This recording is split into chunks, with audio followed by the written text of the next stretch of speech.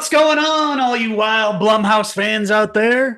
If there are any of you left, your two favorite critics are back tonight, and we are back to review the brand new Blumhouse produced horror movie. It's starring Chauncey the teddy bear in Imaginary. Behind you. But it was just imagination. Just when he thought movies couldn't get any worse from Blumhouse, they released a brand new film. And a few months ago, me and this guy reviewed Night Swim, but they're back with yet another film, Imaginary, that's even worse than that movie. And they're having one hell of a past year or two putting out films, Right. and I used to really love them and just kind of went downhill.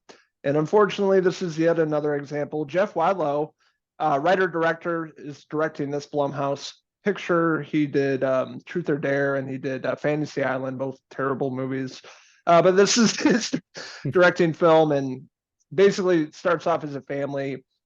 A mom, she's dealing with trauma, and her husband return to her family, her childhood home, and gets introduced to the teddy bear behind me, Chauncey, the imaginary friend, and things get spooky, as you can imagine. This plot sounds eerily familiar to several other horror movies. Not a lot of originality here. But yeah, like you mentioned, a mixed family. We have DeWanda Wise as Jessica. She's the main star here. We learn a lot about her past and her imagination. She's an artist, so she has always used her imagination along the years. And then you have, the teenage girl, Taylor, played by Tegan Burns. And then you have the young girl who, of course, befriends Chauncey right away and has an imaginary friend. The character of Alice, played by Piper Braun, she has an imaginary friend, and Jessica starts to notice it. She'll be talking and saying, Chauncey told me to do this. And, Chauncey, my friend, I'm going to go play with Chauncey. And then as the movie goes on, it starts getting creepier and creepier. And yes, this basically is a copy and paste of, Child's Play, basically any other movie with a, stuffed animal or doll. Child's Play, Megan, it came out, Poltergeist. I mean, the list goes on and on. Copy and pasted from so many films, and nothing really original here. And even with the dialogue of the script, it was painful. Felt like they wrote this on like a bar napkin or something after a few drinks. So like, yeah, and then they'll just kind of wing the end, like there's no structure to this, and you feel it throughout this movie. It feels like it's 3 hours long, and it's like an hour and a half. Yeah, the writing just is not good at all. Like you mentioned, it feels like they're kind of just improvising on the set on that day. Like, oh, this will sound good. This will lead us right into this creepy scene where they, draw a picture here, and it's going to turn into this blue hole where they're going to be able to peel back and go into imagination land. Because that's where this film goes eventually towards the end, when everybody puts the pieces together. They bring in the old lady, Gloria, who knows all about Jessica's past when she was a little girl and had this, had an imaginary friend too, and had all these problems and things go wrong. And it all comes back with the young girl, Alice, in this film. So it's just nothing original about it, and like you mentioned, it feels so painfully long, and it's not even really that long of a film. It's an hour and 45 minutes, but it feels terribly long. And that's due to the writing. The acting's okay. It's fine. It's what you expect from a horror movie, but there's just not a lot there in the script for these people to work with. There's a lot of, gasps and jump scares throughout the film, and no real tension building. There's a couple times when they did do a jump scare where there's like a creepy monster or something that came out of the corner, where the monster looked, pretty terrifying or something like that. But it just, there wasn't any suspense building. It was mainly relying on jump scares and the same old cliches that you've seen in every other horror movie. There's the husband in the movie, Max. He's played by Tom Payne. That was in Walking Dead, played Jesus. He had nothing to do with it in this, really. No. He had some trauma, and then he was kind of in the back seat most of the movie, and I forgot he was in it. Like, oh yeah, the husband.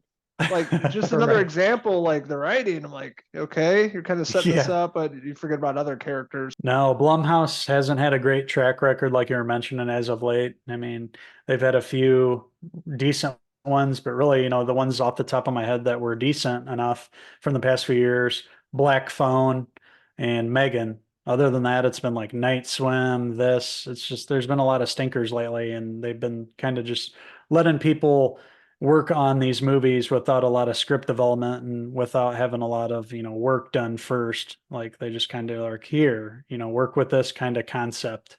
That's what it feels like, instead of like taking their time developing it and, really fleshing it out. And it just comes across as really bland and not scary at all horror movie. Yeah, I don't think I got scared once, and even the effects didn't look that good to me either. So I just was not involved in any part of this movie. This is a movie you would find at a video store in the bottom shelf back in the 80s and the 90s. So like a movie you'd, watch eventually before all the, the other your main choices. You've seen them already. Like, okay, I'll watch this on Saturday night.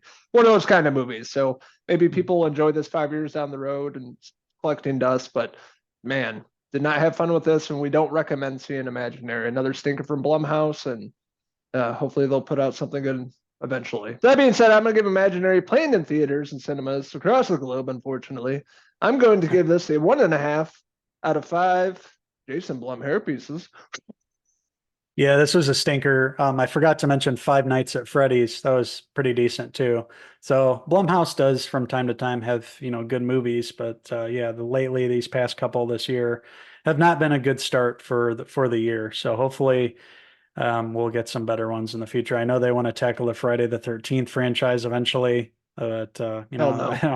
I have a lot of faith in that, unfortunately, and would rather go that, them to go to A24 where they get, creative people involved and actually flesh things out before they produce them and put them to theaters. Yeah, this one's one you should skip. It'll probably go to Peacock here in a couple weeks. Just hold tight if you really want to see it.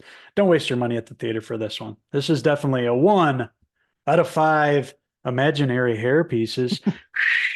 Yeah, you're saying Friday the 13th. They have that series coming out on Peacock from the guy that did Hannibal. So I'm really excited for that. Forgot about that. Yeah. That's fun. Yeah, Brian Fuller. I'm excited Brian for Fuller. that. Just, he's a talented writer. And if he's involved, I'm definitely looking forward to that. Yeah, Crystal Lake series. And they have the rights to use Jason and stuff. So that's pretty cool. I want to hear your guys' thoughts on Imaginary. What did you like about it? What didn't you like about it? What's your favorite Blumhouse movie? Let us know in the comments below. And don't forget to subscribe. Also, check out these wild rascals on Facebook, X, and Instagram, and our website, Cinephellas.com, for the latest, greatest TV movie news and reviews. We're going to be back really soon to review another spooky good time at the movie theater this weekend for Ghostbusters Frozen Empire. I'm looking forward to it. I've read a lot of things that it's, kind of going for the same vibe as the old animated series. That has my interest here, and it looks pretty cool, the concept with all the ghosts that they've ever caught and getting loose. So that should be interesting to see, and getting the old gang back together, all 3 of them, plus with the new cast, and, getting old Uncle Paul Rudd to suit up with the proton pack along with Carrie Coon, color me interested. So hopefully it's a good time at the movies. We'll be back early next week with the review for Ghostbusters Frozen Empire. So until then, for the next Cinephellas movie review, until then, I'm Uncle Henry Hill. And I'm Uncle Paul Rudd, signing out until the next movie review. Cheers!